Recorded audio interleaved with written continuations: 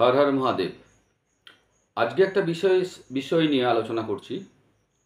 সেটা হচ্ছে আমাদের যে লগ্নেশ, অর্থাৎ লগ্নের যে অধিপতি, সেই গ্রহটি লগ্ন, অর্থাৎ আপনার বার্থ চার্ট বের করবেন। বার্থ চার্টে দেখবেন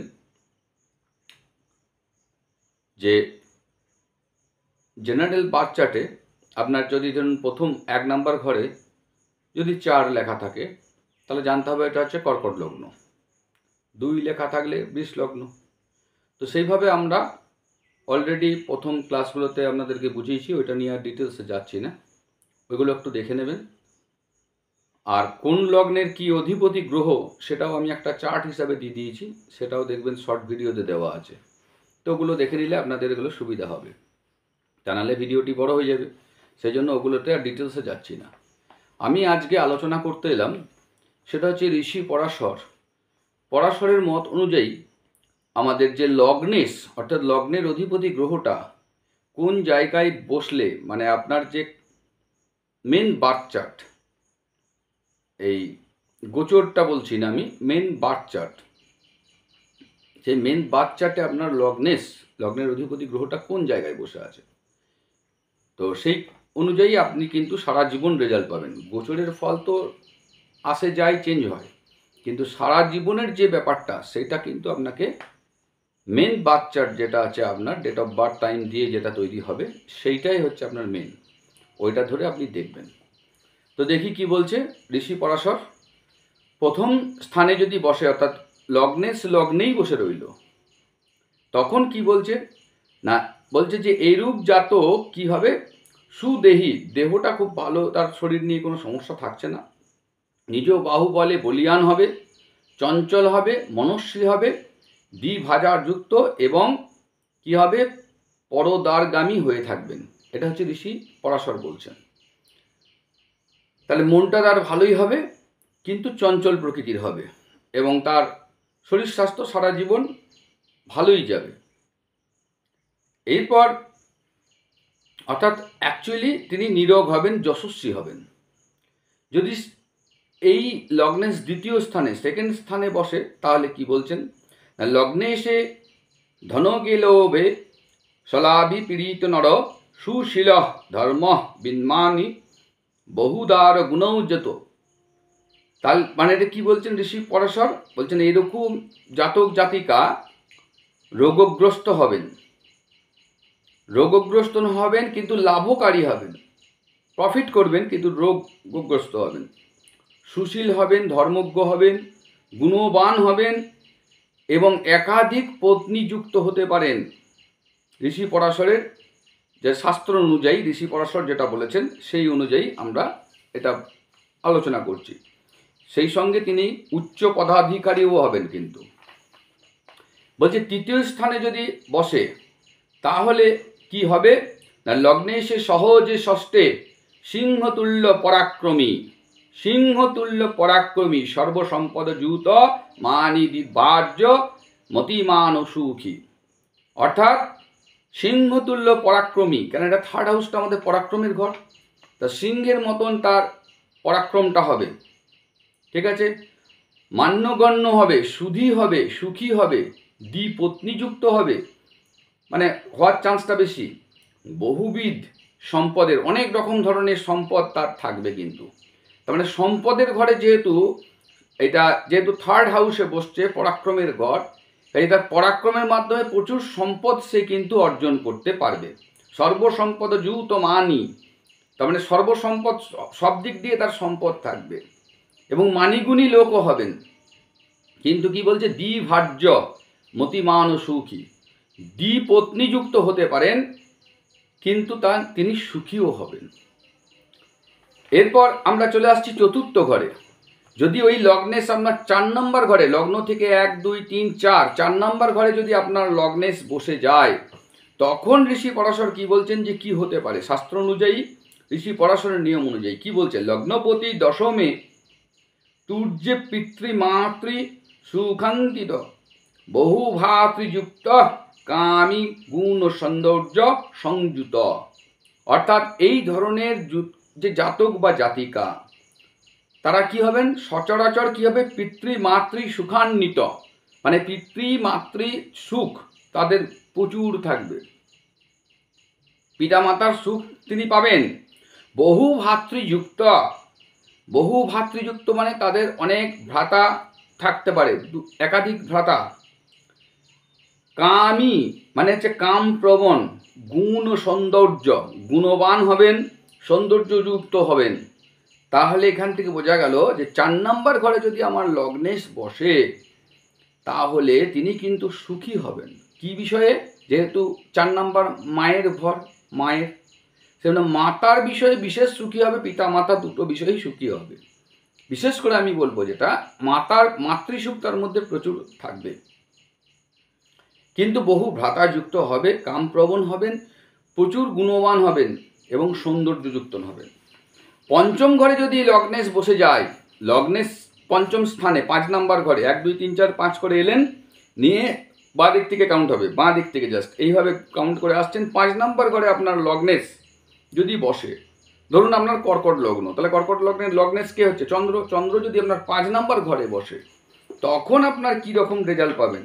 লগ্নেশে পঞ্চমে মানি সুত সৌখঞ্চ মাধ্যমা প্রথমাপ্যনিষ্ণাস্যং ক্রোধিরাজ প্রবেশক, অর্থাৎ এই রকম ধরনের জাতক জাতিকা মাননীয় হবেন। মানি, পঞ্চমে মানি, লগ্নেশে পঞ্চমে মানি, মাননীয় হবেন।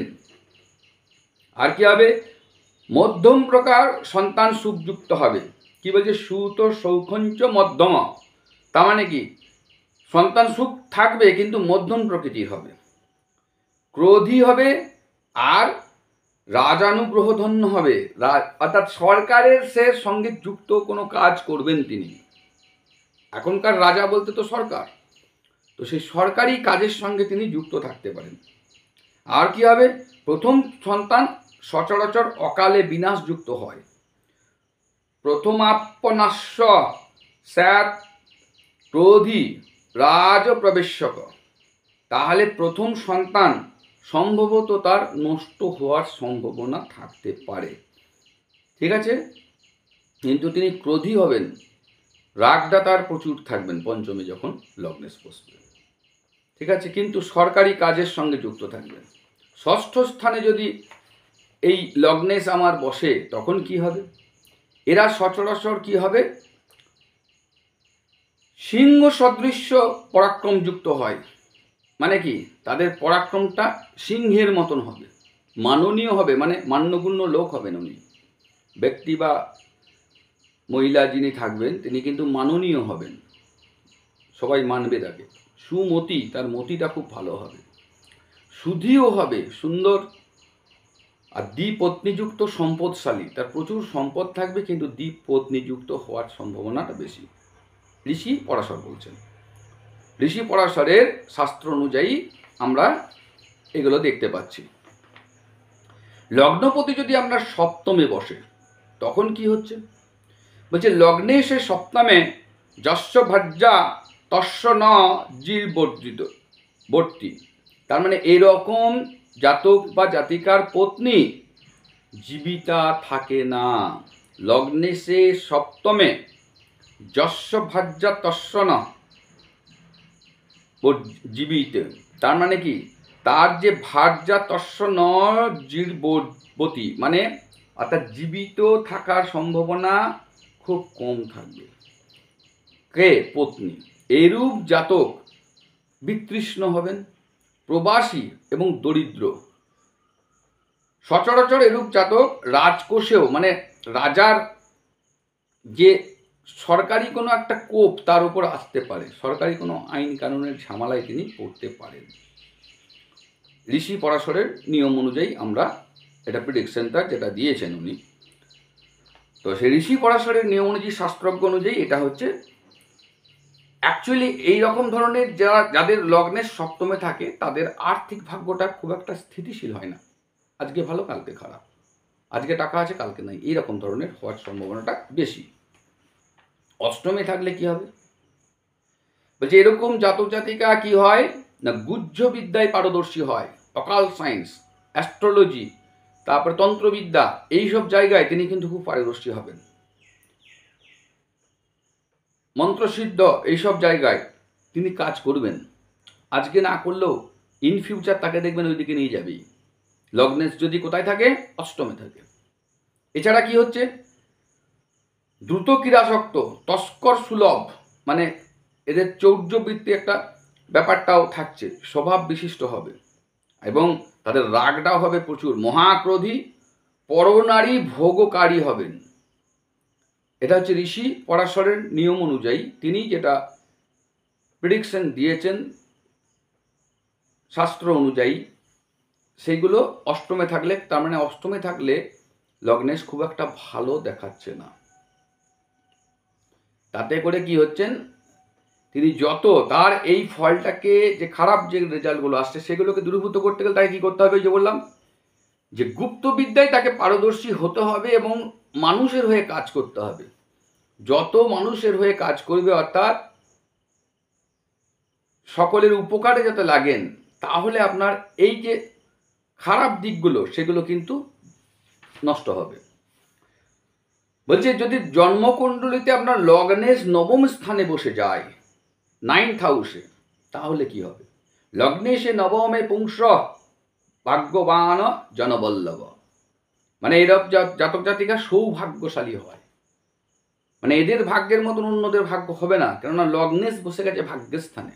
জনপ্রিয় হবে, কার্যদক্ষ হবে, বিষ্ণু ভক্ত, পটুর বাগ্মী, পুত্রদ্বার গণযুক্ত, বিষ্ণু ভক্তি পরায়ণ হবে, মানে বিষ্ণুর মানে দেবতার ভক্ত হবেন এরা। যাদের লগ্নেশ কোথায় বসবে? নবমে, তারা বিষ্ণু ভক্ত হবে এবং তাতে তারা লাভও পাবে। যত এই লগ্নেশ যদি আপনার 9th হাউসে বসে, ধর্মস্থানে বসে, আপনি যত বিষ্ণু দেবতার পুজো করবেন তত আপনারা লাভবান হবেন, গুণবান হবে, বাগ্মী হবে, স্ত্রী পুত্রাদি যুক্ত হয়ে থাকবেন, মানে সুখে সংসার কাটবে।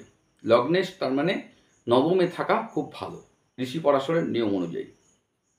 দশম স্থানে থাকলে কি হয়? বলছে এরকম জাতক জাতিকা সচরাচর পিতৃমাতৃ বিষয়ে সুখী হয়।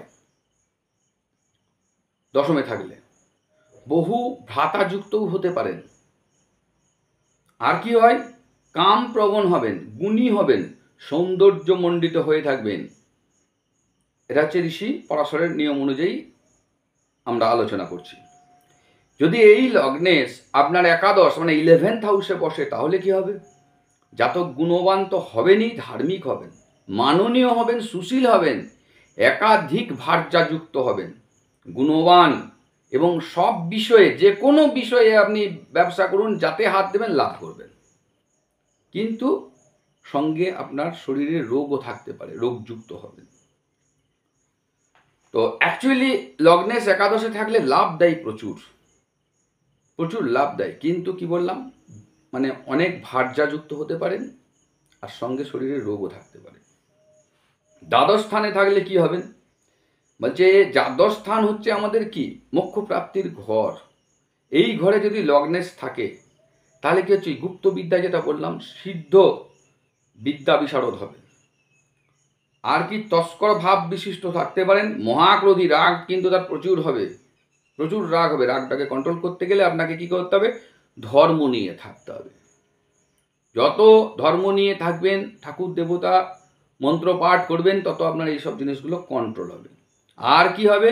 পরনারী ভোগকারী হয়ে থাকেন ঋষি পরাশরের নিয়ম অনুযায়ী, যদি আপনার লগ্নেশ দ্বাদশ স্থানে থাকে। তাহলে আজ থেকে আমরা শুরু করলাম এই লগ্নেশ বিভিন্ন স্থানে থাকলে কি রকম কি হবে। এই আলোচনা আপনাদের কেমন লাগছে অবশ্যই কমেন্টে জানান। আজকে হলো আমার লগ্নেশ, এরপর দ্বিতীয় পতি কোথায় থাকলে কি হবে সেই নিয়ে আলোচনা করব। একের পর আমরা এক ডিটেলসে আসব। আপনারা নিজেদের বার্থ চার্ট দেখুন, দেখুন আপনাদের সঙ্গে কতটা মিলছে। আশা করছি আপনাদের 80 থেকে 90% আপনাদের মিলবে। ভালো করে বার্থ চার্টটা বের করুন। লগ্নেশ যেহেতু বোঝালাম, সেহেতু লগ্নেশটা আপনার কোন জায়গায় রয়েছে সেই অনুযায়ী আপনি কীরকম রেজাল্ট পাচ্ছেন দেখুন। আমি ভালো কিছু বললাম, খারাপ কিছু বললাম, যেটা ঋষি পরাশর বলে গেছেন, তো সেই অনুযায়ী যেগুলো খারাপ আসছে সেগুলোকে ভালো করতে গেলে সেই ঘরের যে অ্যাটিটিউড সেই অনুযায়ী আপনি কাজ করুন,